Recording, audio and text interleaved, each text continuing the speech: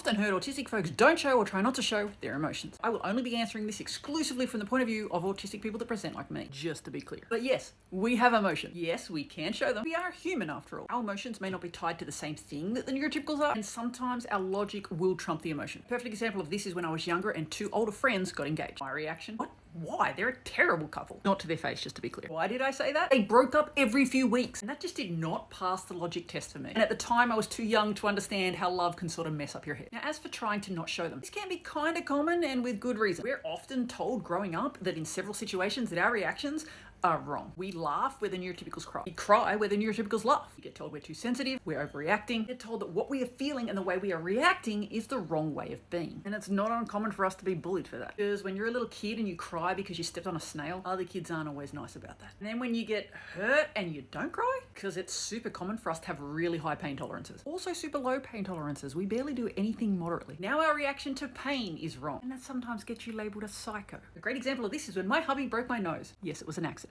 I started laughing. He said it was the most demented thing he's ever seen. Why was I laughing? Because I had the most inappropriate jokes running through my head on how I was going to explain that this happened. But anywho, yeah, after being told your entire life that your reaction to pretty much everything is wrong, it's not uncommon in certain situations for us to look around and see how everyone else is reacting before we do, to make sure that we show the right emotion. But that's not all of us. I have plenty of friends that did not grow up with that kind of trauma. And now that we are more in this era of understanding that all emotions are valid, many of us are learning to unmask that trait. So yes, we have emotions. We are perfectly capable of showing them. And if we aren't, it's probably thanks to childhood trauma. Hope that helps.